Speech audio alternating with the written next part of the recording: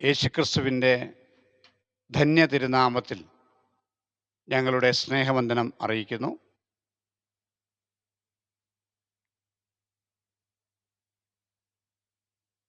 ഇന്നത്തെ ചിന്തയ്ക്കായി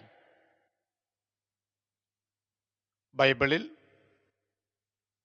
പഴയ നിയമ പുസ്തകങ്ങളിൽ ചെറിയ പ്രവാചകന്മാർ എന്ന തലക്കെട്ടിൽ വിളിക്കപ്പെടുന്ന പ്രവാചകന്മാരിൽ യോന ദീർഘദർശിയുടെ പുസ്തകം അതിൻ്റെ 3-ാം അധ്യായം 6-ാം വാക്യം വായിച്ച് ഒന്നിച്ച് ധ്യാനിക്കാൻ ഞാൻ ദൈവകൃപയിൽ ആശ്രയിക്കുന്നു. ആ വാക്യം ഇങ്ങനെയാണ്: യോനയെ അവൻ്റെ സങ്കടങ്ങളിൽ നിന്ന് വിടുവിപ്പാൻ തക്കവണ്ണം അവൻ്റെ തലയ്ക്ക് തണൽ ആയിരിക്കേണ്ടതിന് യഹോവയായ ദൈവം ഒരു ആവണക്ക് കൽപ്പിച്ച് ഉണ്ടാക്കി. അത് യോനയുടെ ജീവിതത്തിൽ ദൈവത്തിന് വേണ്ടി നിന്നു, ദൈവത്തോട് ചേർന്ന് നടന്നു. ചില സമയങ്ങളിൽ ചില അനുസരണക്കേടുകളൊക്കെ ആ പ്രവാചകന്റെ ജീവിതത്തിൽ ഉണ്ടായെങ്കിലും പിന്നത്തതിൽ ആ കാര്യങ്ങളെ ക്രമീകരിച്ച് ദൈവേഷ്ടപ്രകാരം ദൈവം പറഞ്ഞ സ്ഥലത്ത് പോയി ദൈവിക ആലോചന അറിയിച്ച ആ ദൈവഭൃത്യന്റെ ജീവിതത്തിൽ ഒരു സങ്കടം വന്നപ്പോൾ ദൈവം അവൻ്റെ ജീവിതത്തിൽ ഇടപെടുന്ന മനോഹരമായ ഒരു വർണ്ണനയാണ് നമ്മൾ വായിച്ചു കേൾപ്പാനിടയായത്. അത് യോനയെ അവൻ്റെ സങ്കടങ്ങളിൽ നിന്ന് വിടുവിപ്പാൻ തക്കവണ്ണം അവൻ്റെ തലയ്ക്ക് തണൽ ആയിരിക്കേണ്ടതിന് യഹോവയായ ദൈവം ഒരാവണക്ക് കൽപ്പിച്ച് ഉണ്ടാക്കി.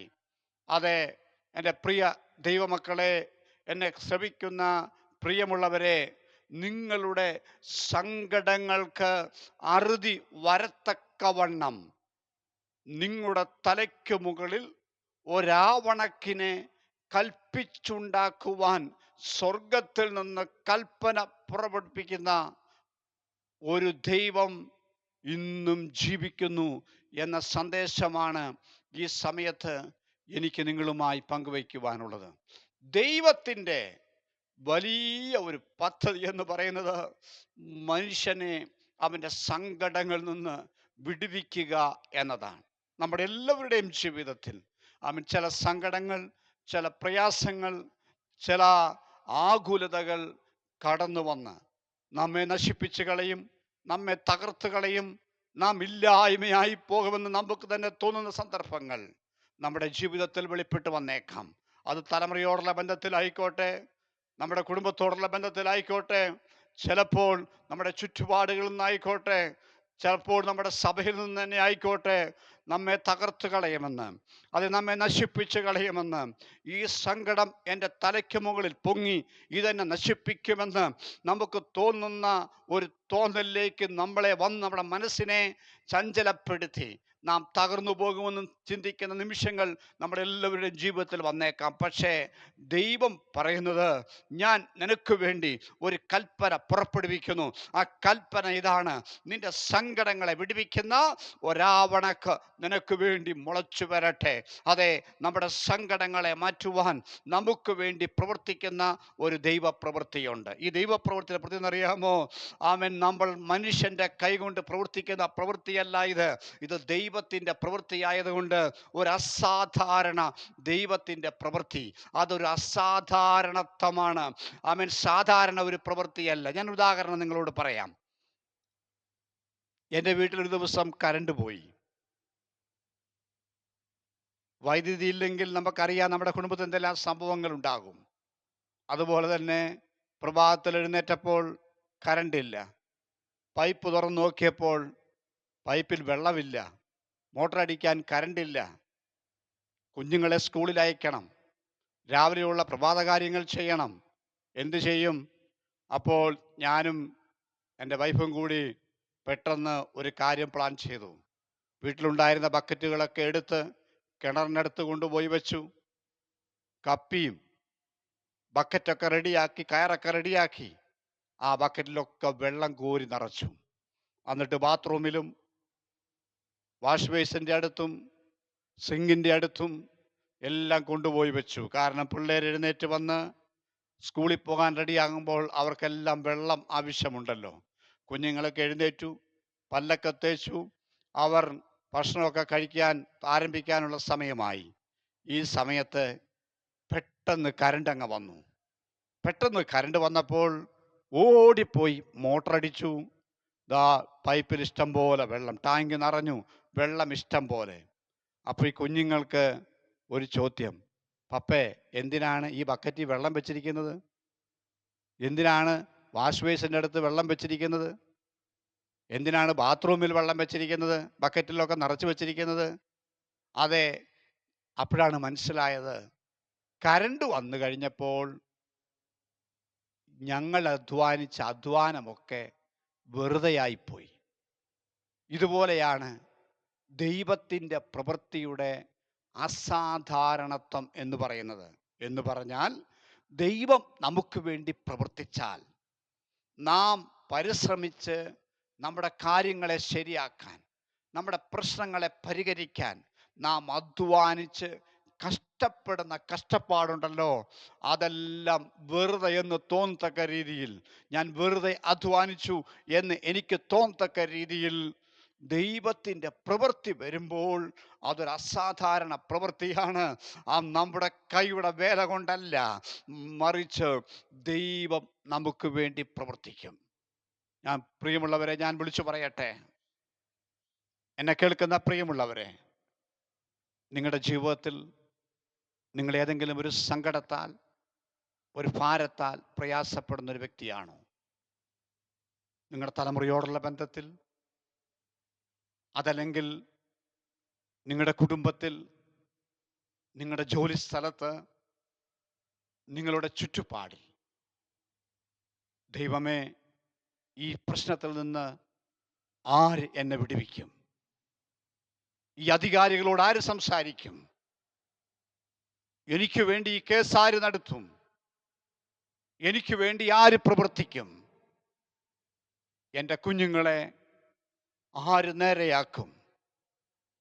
അങ്ങനെ ഹൃദയത്തിൽ ചില സങ്കടങ്ങൾ, ചില വേദനകൾ നിറഞ്ഞ, ദൈവമേ എന്നെ ആര് സഹായിക്കുമെന്ന് ചിന്തിക്കുന്ന ഒരു വ്യക്തിയാണെങ്കിൽ, പ്രിയമുള്ള സഹോദര, പ്രിയമുള്ള സഹോദരി, നിങ്ങളോട് ദൈവത്തിനൊരാലോചനയുണ്ട്. ആ ആലോചന മറ്റൊന്നുമല്ല, ഞാൻ നിനക്ക് വേണ്ടി പ്രവർത്തിക്കും. ആർക്കും തടുക്കാനാവാത്ത ഒരു പ്രവൃത്തി.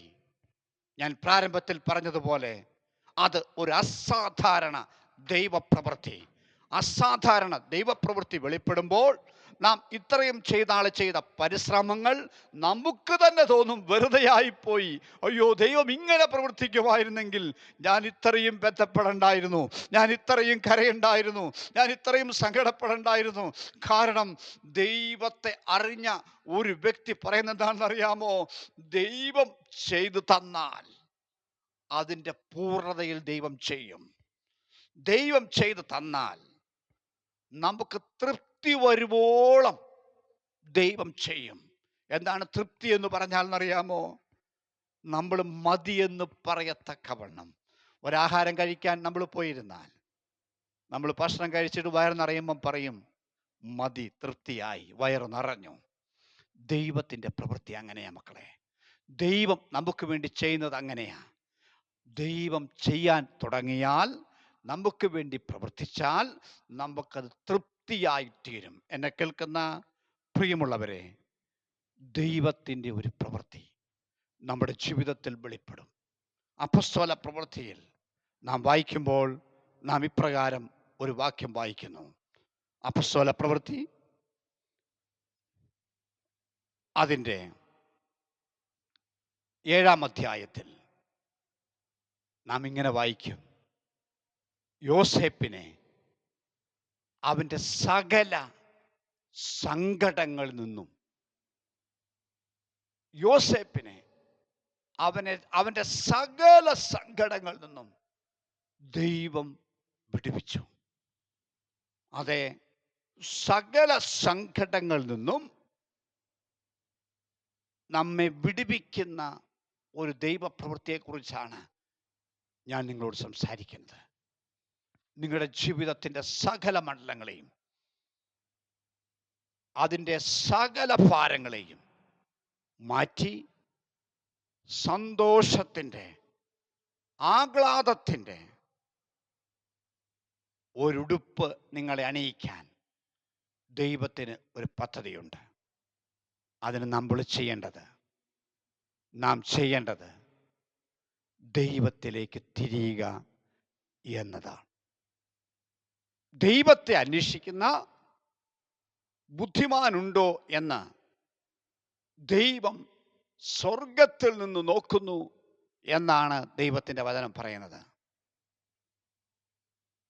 ദൈവത്തെ അന്വേഷിക്കാൻ, ദൈവത്തെ തേടാൻ നമുക്ക് സ്വർഗത്തിൽ നിന്ന് ഒരു കൽപ്പനയുണ്ട്. ഞാൻ പ്രാരംഭത്തിൽ പറഞ്ഞു, യോന നല്ല ഒരു ദൈവത്തിൻ്റെ ദാസനായിരുന്നു. ദൈവത്തിൻ്റെ വാക്ക് അവൻ കേട്ടു. എന്നാൽ അവൻ്റെ ജീവിതത്തിലെ ചില പ്രയാസങ്ങൾ, മനസ്സിനെ അലട്ടിയ ചില സങ്കടങ്ങൾ വന്നപ്പോൾ ദൈവത്തെ അനുസരിക്കാതെ അവൻ ദിശ മാറിപ്പോയി. പക്ഷെ പിന്നത്തതിൽ ദൈവിക ഇടപെടൽ അവൻ്റെ ജീവിതത്തിൽ വന്നപ്പോൾ അവൻ മടങ്ങി ദൈവസന്നിധിയിൽ വന്ന് നെടുമ്പാട് വീണ് ദൈവത്തോട് നിലവിളിച്ച് അവൻ്റെ ദൗത്യത്തിലേക്ക് തിരികെ വന്നതുപോലെ.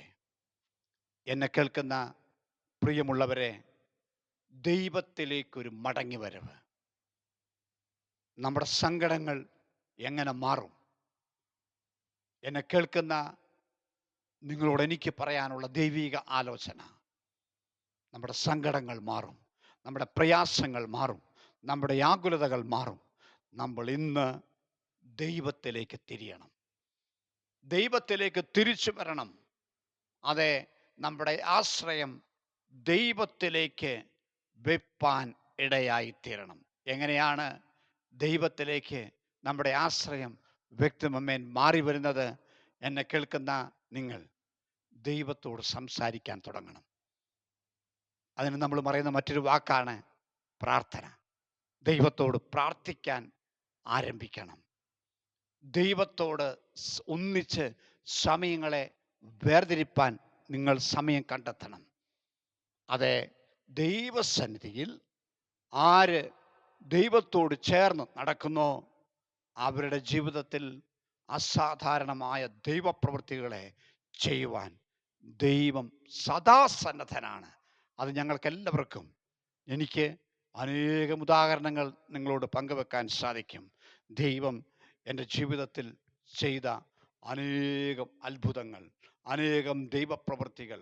അതേ, സങ്കടപ്പെട്ടിരുന്ന സമയത്ത്, പ്രയാസത്തിലായിരുന്ന സമയത്ത് ദൈവം ഇടപെട്ട അനേകം അനുഭവങ്ങൾ നിങ്ങളുമായി എനിക്ക് പങ്കുവെക്കാൻ സാധിക്കും.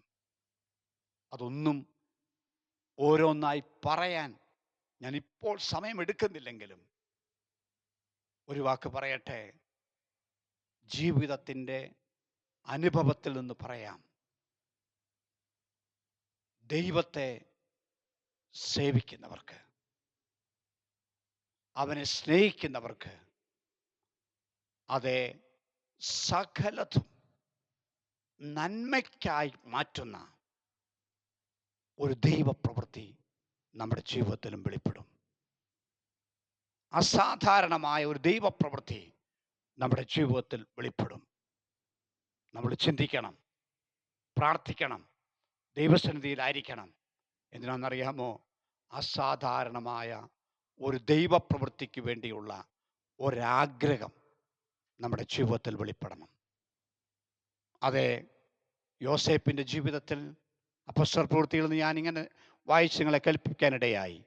യോസേപ്പിനെ അവൻ്റെ സകല സങ്കടങ്ങളിൽ നിന്നും ദൈവം വിടുവിച്ചു. അറിയാവുന്ന കാര്യങ്ങളാണ്. പൊട്ടക്കിണറ്റിൽ അവൻ കിടന്നു, കാരാഗ്രഹത്തിൽ കിടന്നു, അവൻ ചെയ്യാത്ത കാര്യങ്ങൾ അവൻ്റെ പേരിൽ ആരോപിക്കപ്പെട്ടു. വളരെ പ്രയാസം, മനസ്സിനെ അലട്ടുന്ന സങ്കടങ്ങൾ അവൻ്റെ ജീവിതത്തിൽ കടന്നു വന്നു. എന്നാൽ അവൻ ശാന്തമായി ദൈവസന്നിധിയിൽ ഒരു ദൈവപ്രവൃത്തിക്ക് വേണ്ടി വെയിറ്റ് ചെയ്തു, കാത്തിരുന്നു. ദൈവം അവന് വേണ്ടി പ്രവർത്തിച്ചു. ഒന്നാമത്തെ കാര്യം ഞാൻ പറഞ്ഞു, നിങ്ങൾ ദൈവത്തെ അന്വേഷിക്കുക. രണ്ടാമത്തത്, ഒരു ദൈവപ്രവൃത്തിക്ക് വേണ്ടി ശാന്തമായി ദൈവസന്നിധിയിൽ കാത്തിരിക്കാമോ? നമുക്ക് വേണ്ടി ദൈവം നിശ്ചയമായും പ്രവർത്തിക്കും. കാരണം തന്നെ അന്വേഷിക്കുന്ന ബുദ്ധിമാനുണ്ടോ എന്ന് ദൈവം സ്വർഗത്തിൽ നിന്ന് നിരന്തരം നോക്കിക്കൊണ്ടിരിക്കുകയാണ്. ദൈവം എന്തിനാണ് നോക്കുന്നത്? ദൈവം തന്നെ അന്വേഷിക്കുന്നവരെ കണ്ട് സന്തോഷിക്കാനല്ല നോക്കിക്കൊണ്ടിരിക്കുന്നത്, മറിച്ച് അവർക്ക് വേണ്ടി പ്രവർത്തിക്കാൻ, അവർക്ക് വേണ്ടി ചിലത് ചെയ്യാൻ, അവരുടെ ജീവിതത്തിൽ ഇടപെടുവാൻ. അതെ, ദൈവത്തിന് അതിതീഷ്ണതയുണ്ട്. നമ്മുടെ ദൈവം കർത്താവായ യേശുക്രിസ്തു വളരെ തീഷ്ണതയോടെ തൻ്റെ ഭക്തർക്ക് വേണ്ടി ഇടപെടുവാൻ ആഗ്രഹിക്കുന്നു. അവരുടെ ജീവിതത്തിൽ ഇടപെടാൻ ആഗ്രഹിക്കുന്നു.